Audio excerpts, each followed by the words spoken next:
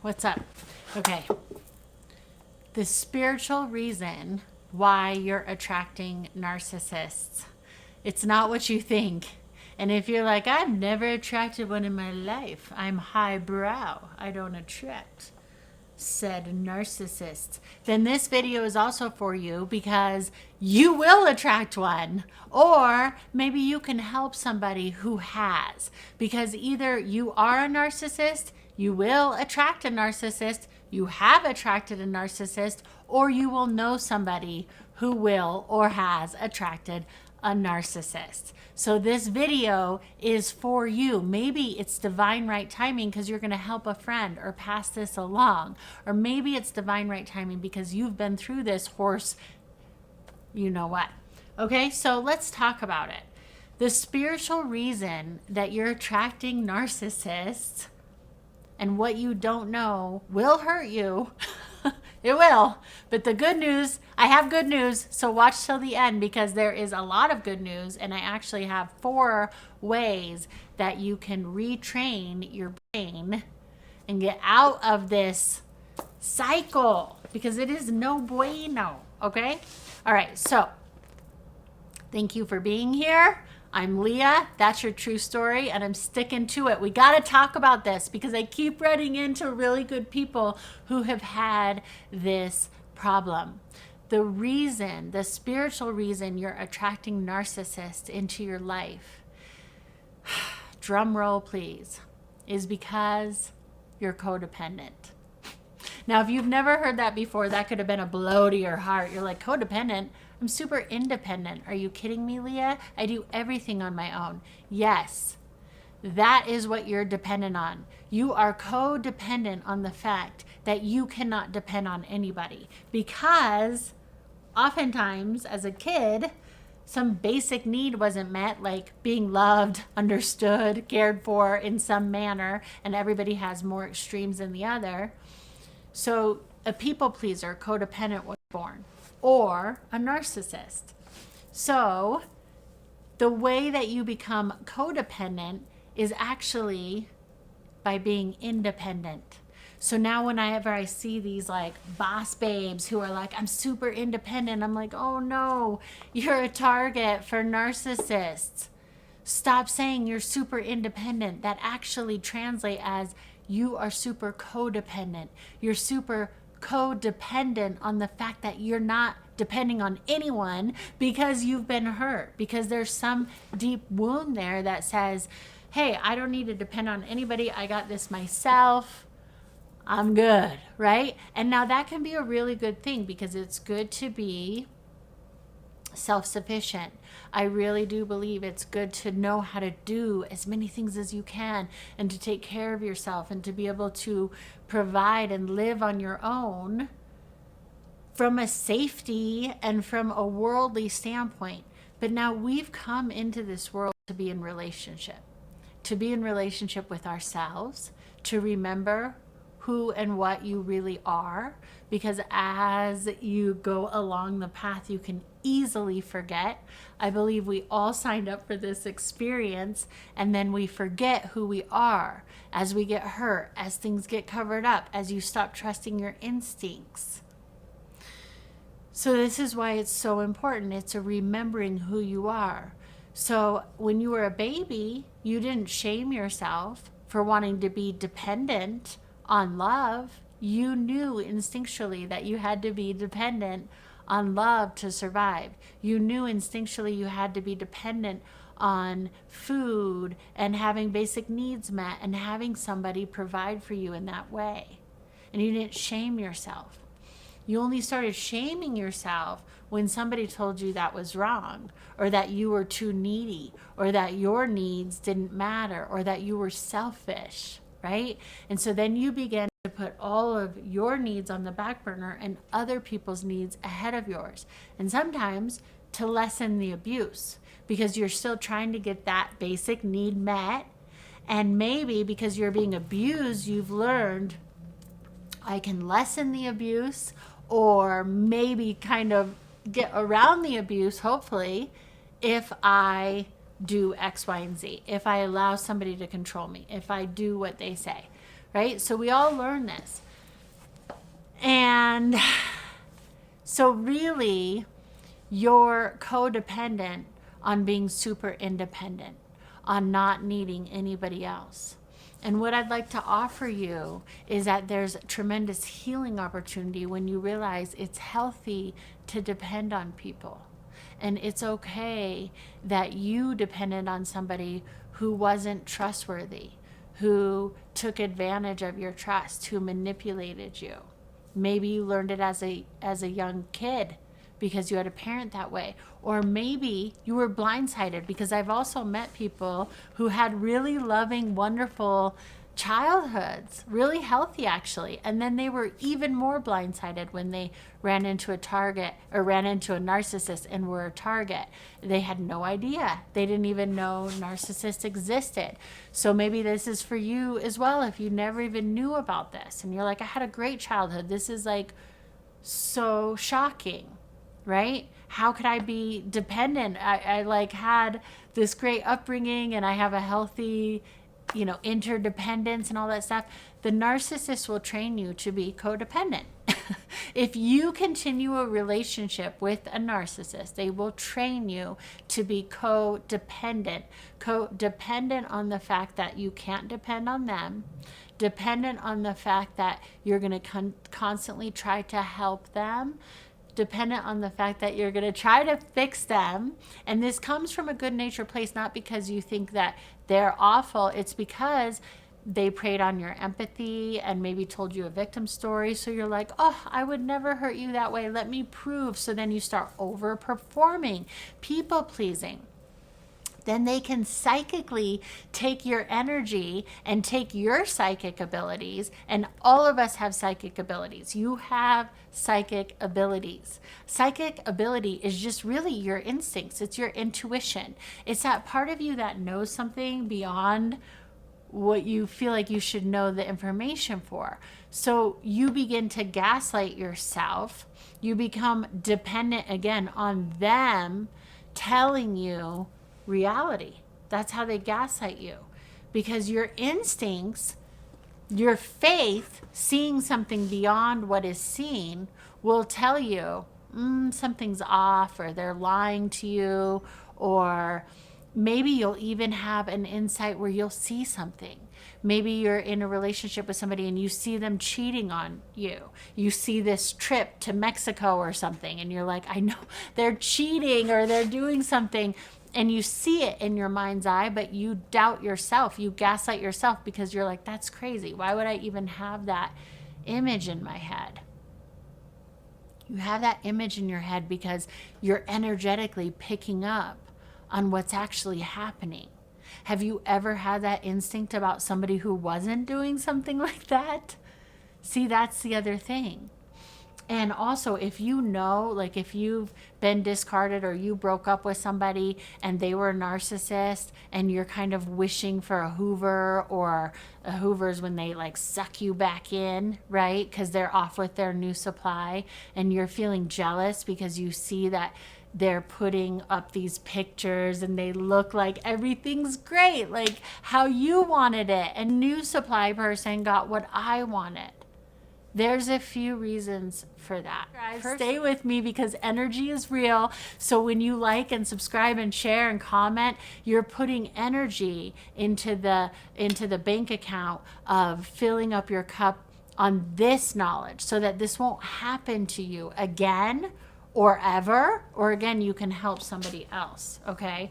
So they will gaslight you at the end too into thinking, oh, now they're fixed or better or whatever. This person's loving them better than you did. They're more agreeable, or they're making them meatloaf and pork chops, and they're dressing the same in cashmere sweaters. And you're like, what? I should have made meatloaf. So I hear that a lot. Like, then you start doing the thing that got you in trouble to begin with, which is dependent on them to not provide you with anything, but you over providing for them.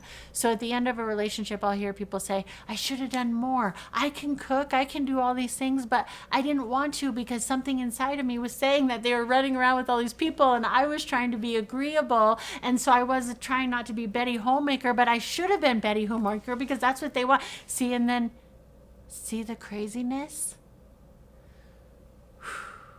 You become dependent on all that craziness. I should be doing better. I should have made them meatloaf. I should have made them pork chops. Oh, they're vegetarian. I should make them the veggie plates. I should have done this. I should have done that. I could do this. I could do that. I could be better. We can always be better. But the danger is now there's a bunch of information out there saying if you're single, you did something wrong. If you're single, you weren't agreeable enough, especially as a woman. If you're single, you're not agreeable enough, you're not feminine enough, you're not in shape enough, you're not enough. You're not young enough. And all of that is a lie. The way that we can begin to heal this codependency, this dependency on being independent, and heal it is remembering that we do need relationship. We do need each other. We do need people, and it's okay to be dependent on somebody being loving to you. And if they're not, drawing healthy boundaries, being dependent on yourself to draw healthy boundaries and say, this isn't okay. And the way that you take your psychic energy back is to trust your instincts. To trust that if you have these visions, you're not crazy. And by the way, at the end of a relationship, if you know about the new supply and all this stuff, why would you even know about that? You know about that because they deliberately did that for triangulation. They do that to make you feel bad, to gaslight you even more, to make you think that it was you. Something's wrong with you. And then they can also prove to everybody, look, I'm awesome. I'm in this wonderful new relationship. They're doing the same thing, even as they're eating the meatloaf or as they're having the big plant-based meal and wearing matching sweaters and the whole thing.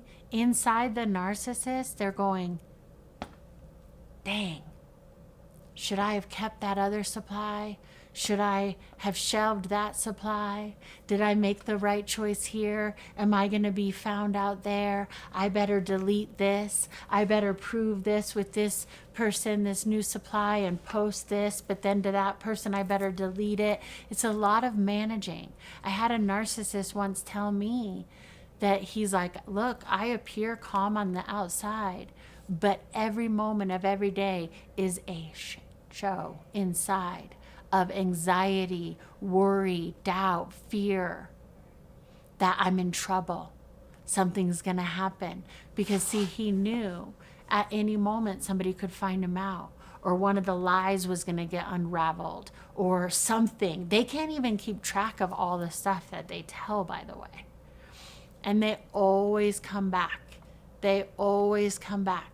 So you also need to stop, like I said in the last video about your addiction to loving narcissists, your codependency to trying to keep fixing that. Then that puts you in a psychosis, because then you're like, I want to fix it. I want to make this pain go away. I want to be in the cashmere sweater with the meatloaf party. And so then you're like, I'll do better. I'll do better. Then they circle back. They hoover you back. And if you suck back in, it will be worse. So this shame and the isolation will get even worse after that, because you won't want to admit that you made a mistake. So that's when a lot of times when somebody's gone back a bunch of times, they're so embarrassed to tell other people that they made a mistake. Because what do other people do? Shame you. Why did you do that? They don't say, you know what? A lot of people, because they don't understand it. That's why I say if you have a friend going through this, maybe you can help them. Maybe you don't even know about any of this, but you'll have this video to be able to help them.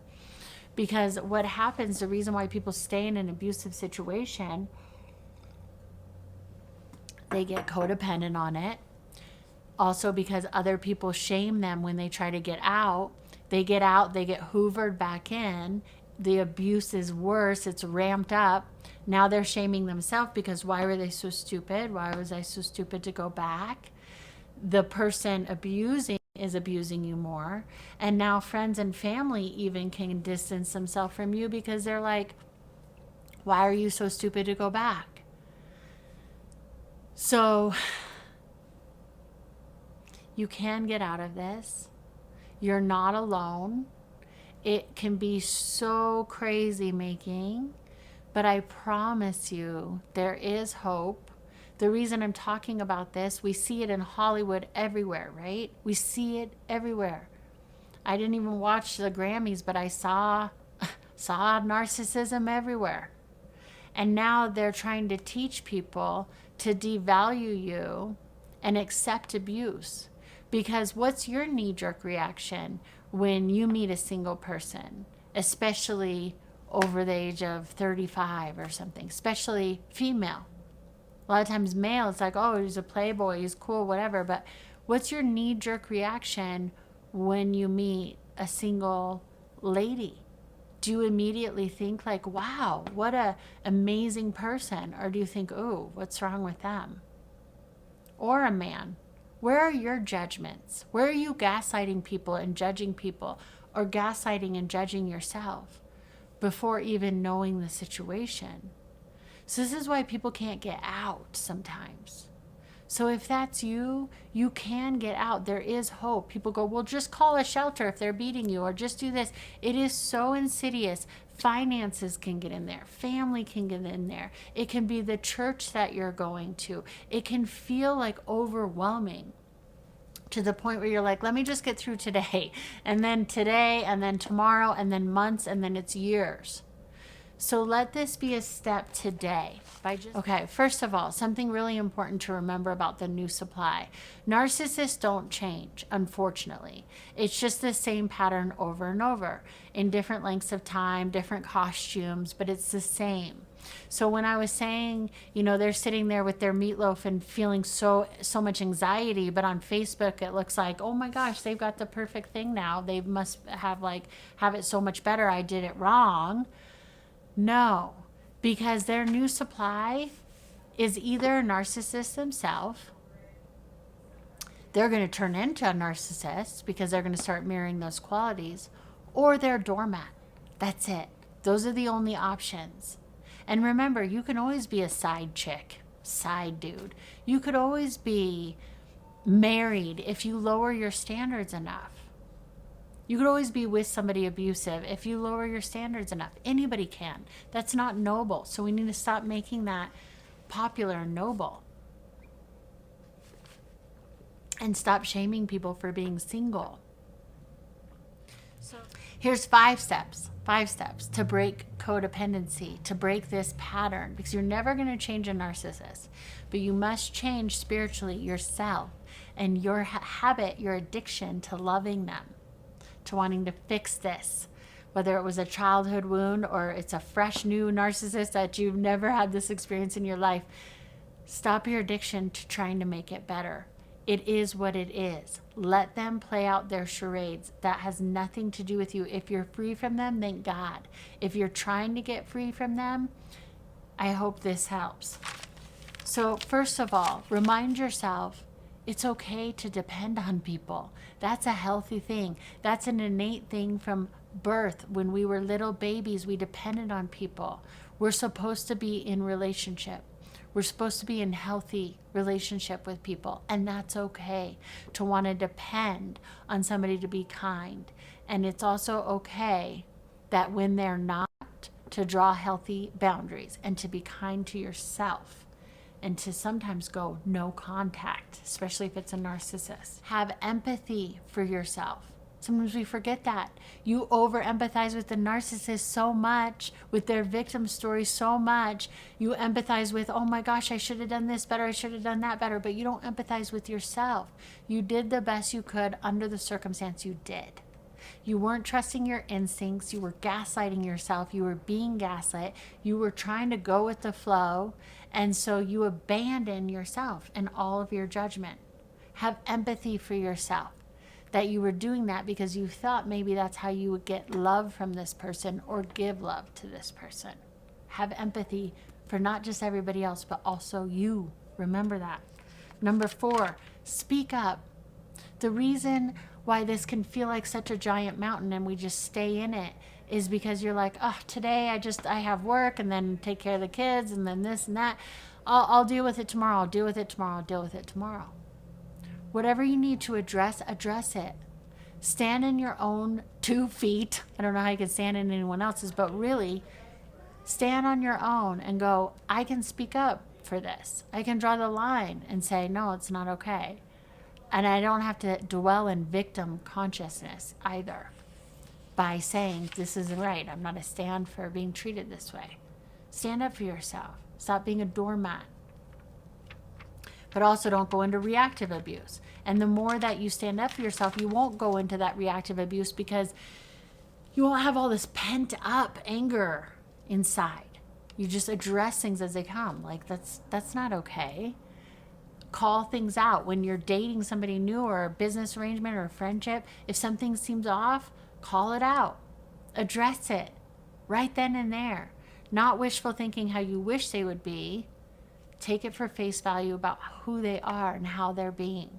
It's not your fault that they choose to be rude, but if they choose to be rude, just go, okay, that's their behavior. I don't want to sign up for it. And then number 5 is to really have positive affirmations for yourself. Really, to keep coming back to remember the positive affirmation, because you've been possibly telling yourself negative affirmations like I did it wrong, I should have done this, I should have known better, and then you're getting that reflection out from the world. So come back to this positive vibration within yourself to remember, I hurt because I loved. I hurt because I loved. And forgive yourself there. I can depend on people to be kind. And if they are not, I can depend on myself to draw healthy boundaries, to be kind to myself. I depend on myself to be kind to others. No one can give or take away love from me. I am love. To be dependent on other people and dependent on human relationships does not mean I am lacking anything. I am perfect, whole, and complete, and I can depend on the kindness of humanity to give to me kindness as I give out kindness. I depend on this law of circulation. I depend on seeing goodness in the world and putting that out. I depend on putting energy towards things that I love and not towards things that hate me. I can be a loving and kind person without being a doormat, without condoning abuse. I am love. You are love. I hope this video helps. Please share it with somebody that you think it could help. Please comment on your experience with this, how you might feel this is a spiritual awakening to realize your part in it, and how you can be dependent now, again, in a good, healthy way on kindness, kindness within and kindness of the world, because there is an abundance of good people, but we must focus on them and release our addiction to trying to heal the people who hate us. So much love to you. See you next time.